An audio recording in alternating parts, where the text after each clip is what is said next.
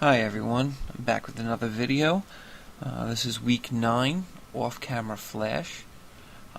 Originally I didn't have any triggers or anything to be able to shoot with my flash off my camera. So I want to give a big thank you to Steve Moravec, who pointed me in the direction of the Yongnuo, I think I'm saying that right, remote flash triggers. They work awesome. Thanks again, Steve. Alright, so let me get started with this video. I'm working a little differently today. I'm going to do a lot with smart objects. So, as you can see, this picture looks a little dark. This is my son. We took this down in the basement. It was completely dark, so it took quite some time. I did it handheld without a tripod, so trying to manually focus in the dark was definitely a challenge. So this whole thing was lit with the flash. I'm going to double click on this image here and open it up in Camera Raw. And it is a pretty dark image, which is kind of what I'm going for. But I'm going to start by brightening everything, because he does seem a bit dark and it is pretty hard to see him. So I'm going to start off with the exposure here, and I'm going to bring that up pretty high. I'm going to be able to see him. I think that looks pretty good. But one thing I'm going to do is I'm going to change the color to kind of give it a different mood. I'm going to lower the temperature here. I won't go too blue. That might be a little too much. That looks just real cold, but you know, I mean, it's a weapon. He's holding a weapon, and by the way, that's not a real gun. It's actually an airsoft gun. Him and his friends are into the airsoft, and they play quite often. So it does look as though it is a real gun, though. So I thought it was it's pretty cool. He's got a couple of them. But anyway, back to the point here is Photoshop. So let's get going with this. Waste everyone's time here, and I'm still talking. Okay, let's increase the clarity. Give some good texture in here. So I'm going to bring the clarity up. Make it look kind of gritty. And that looks pretty good. I'm going to zoom in a little bit here. And yeah, that looks very gritty, but it should be alright. I want to clean up some of the mess in here with, he's got a little lint and stuff on his hood there. So I'm going to grab the spot removal tool here and just click on the spot.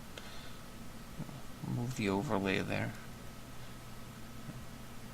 Maybe raise the radius of that a bit. And grab this little green dot.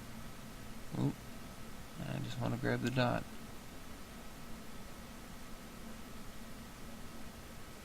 The red one goes over it. There we go. And make that a little smaller. It doesn't need to be so big. There we go. And I'll click on that one.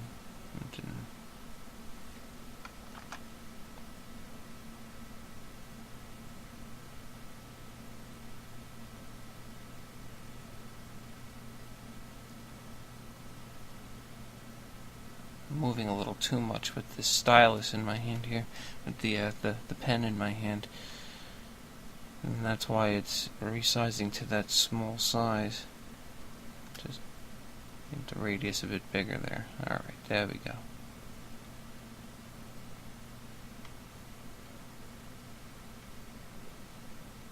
Okay. Now if I just click without moving it, there, that works so much better now. And I'm not going to go too crazy with this.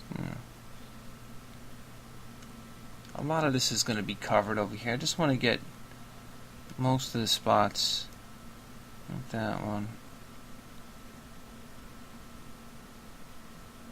Just get rid of most of them, so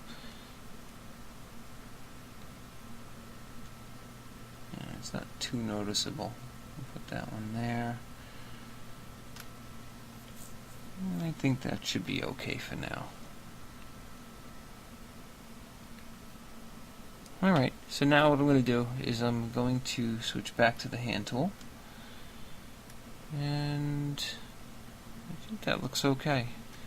I'm going to hold down the Shift key, which turns us from open image to open object, which will open a smart object up into Photoshop. Okay, now that you're open in Photoshop, I want to go back into Camera Raw to edit this, but any edits that I do on the layer will be linked to this layer. So I want to create another layer that's just like this. But if I create just duplicating it by hitting Control J, what will happen is the connection will still be linked together. So any edits that I do in RAW will affect both layers. So in order to fix that problem, I'll right-click on the layer and go to New Smart Object via Copy.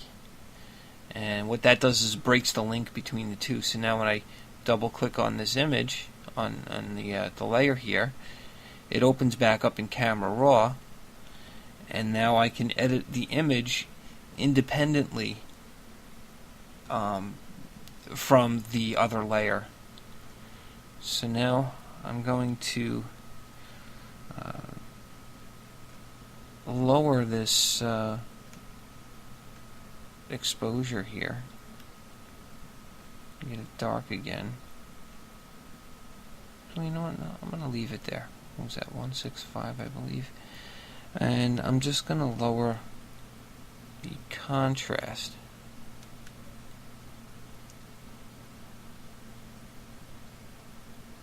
No, maybe increase the contrast.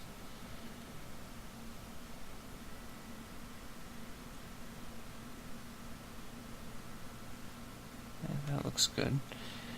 And then get rid of some of the bright areas here. So I'm going to bring the highlights down.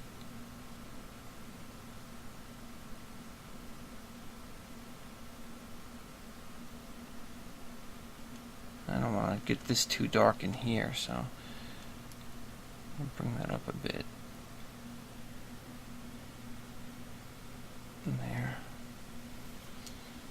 And then we'll take the blacks down.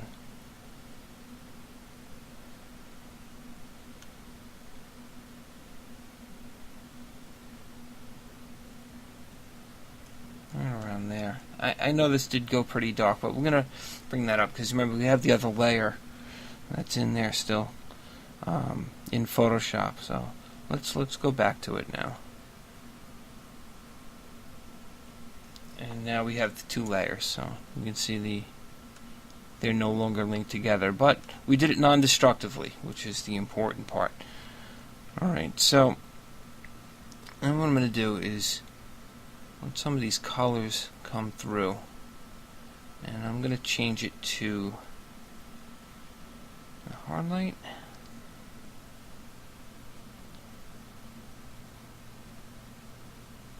And as you see, it got really dark. I'm trying to create a lot of contrast in the image, so I'm going to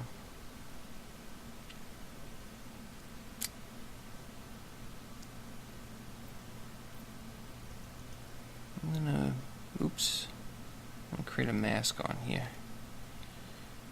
And hit B for the brush.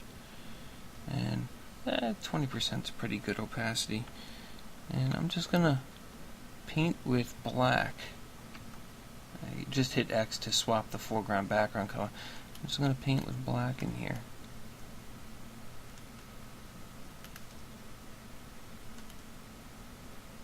And just need a little bit more. I'm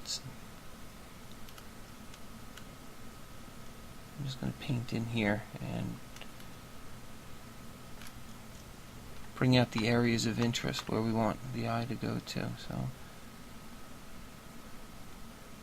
paint on the gun here and on his face.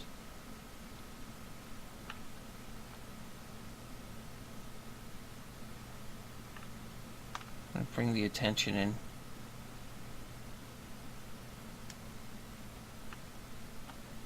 A little smaller.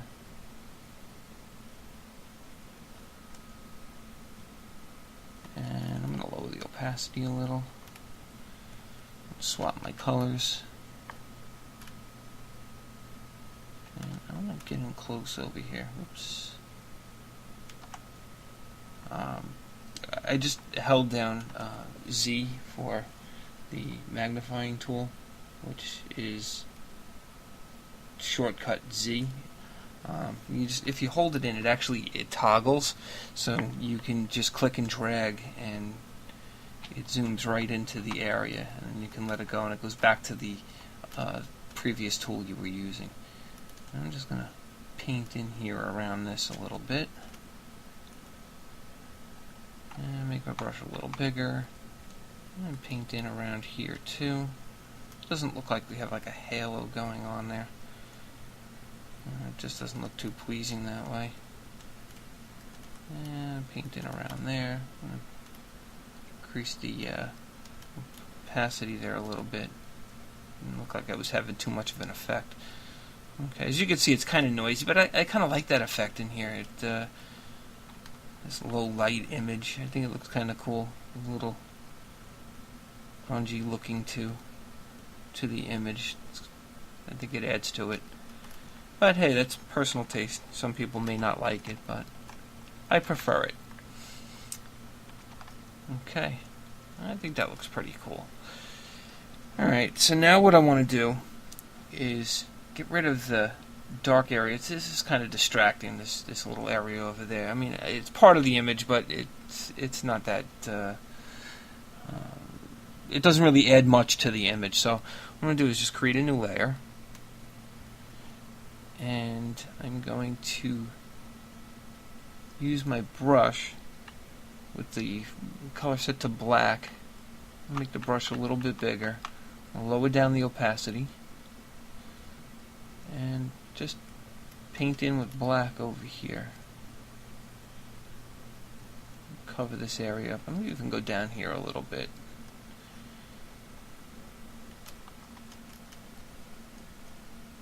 And just make it a little darker, so it I'm going to cover some over here too. There's a little vignette effect there, right?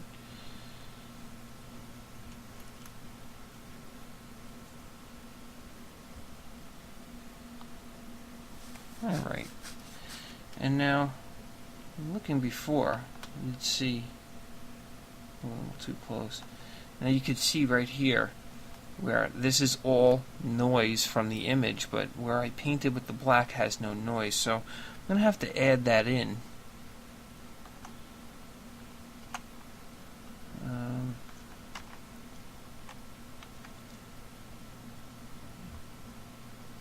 So in order to make that non-destructive, I'm going to convert that to a smart object. Let it do its thing. I actually have a keyboard shortcut set up, so you can right-click on the layer and then hit Convert to Smart Object, and it makes it a smart object, obviously.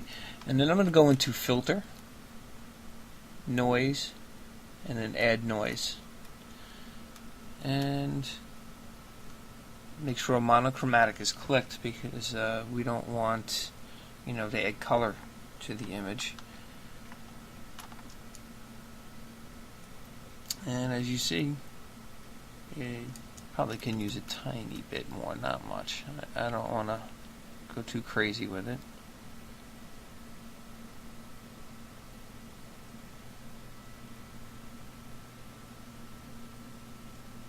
Yeah, That looks pretty good. So it helps out a little bit and make it look like it belongs to part of the image there.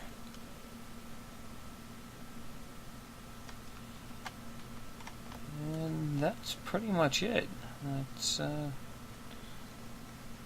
we could do is do a little crop on the image.